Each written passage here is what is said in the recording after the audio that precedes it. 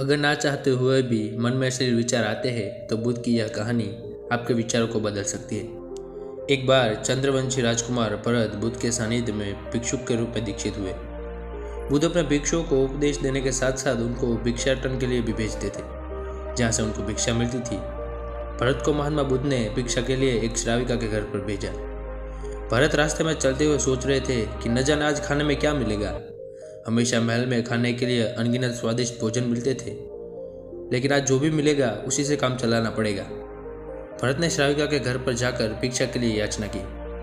श्राविका ने भरत को कुछ देर बैठने के लिए कहा।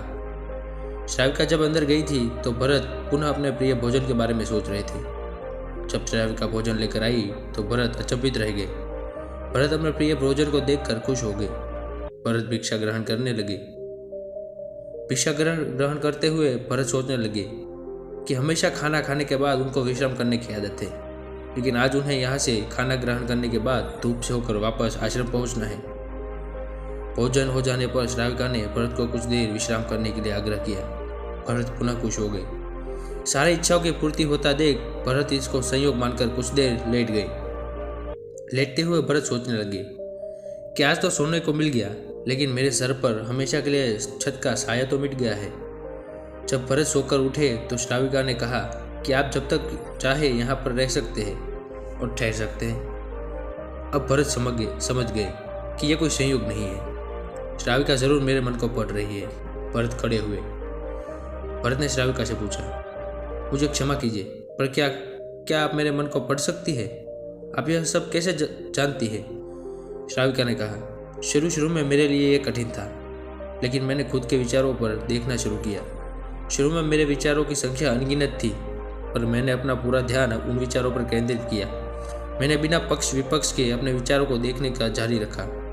धीरे धीरे मेरे विचारों की संख्या कम होती गई। मेरे साथ सारे व्यर्थ विचार दूर हो गए।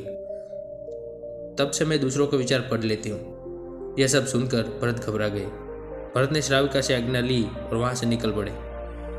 रास्ते में चलते हुए भरत अपने मन के विचारों को स्मरण करने लगे। भरत के मन में श्राविका के बारे में अश्लील विचार आए। श्राविका ने भरत के बारे में क्या सोचा होगा? भरत को खुद पर शर्मा रही थी। भरत आश्रम पहुंचे। भरत ने बुद्ध से कहा कि अब वे कभी भी भिक्षाटन के लिए नहीं जाएंगे। बुद्ध ने भरत को नीचे बैठाया और कहा, क्या हुआ? तुम मुझे अपनी व्यथा विस्तार से बताओ। भरत ने विस्तार से सारी बात बताई। भरत की बातों को सुनकर बुद्ध ने कहा कि आज से 7 दिनों के लिए श्राविका के घर पर भिक्षा के लिए तुम ही जाओगे, लेकिन तुमको कुछ बातों का ध्यान रखना पड़ेगा। कल तुम जाते हुए अपने चित्त को पूरे होश में रखना। तुम्हारे अंदर कौन से विचार उठ रहे हैं उन पर ध्यान केंद्रित करना। होशपूर्ण और जागरूकता के साथ साथ कौन सी वासना तुम्हारे भीतर रही है, इन सभी का ध्यान करते हुए जाना और फिर मुझसे विचार विमर्श करना।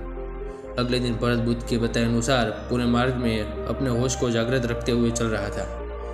भिक्षु आज पूरी तरह से जगा हुआ था। जैसे जैसे श्राविका का घर नजदीक आ रहा था, भरत की घबराहट बढ़ रही थी। भरत ने अपनी घबराहट को एक तरफ से बुद्ध के विचारों पर ध्यान केंद्रित किया। जब भरत श्राविका के घर पहुंचा तो उसका दिमाग केवल एक सन्नाटा था, जिसका भीतर कोई वासना नहीं थी, कोई कामना नहीं थी और न ही कुछ अच्छा पाने की इच्छा थी। भिक्षु भरत ने भिक्षा ली, ग्रहण की और वहां से वापस निकल गया। आज भरत रास्ते में नाचते हुए जा रहा था। आज उसके अंदर आनंद की अनुभूति हुई थी। वह अद्भुत थी। आज से पहले इस आनंद को उसने कभी महसूस नहीं किया। भरत ने आश्रम पहुंचकर बुद्ध को प्रणाम किया।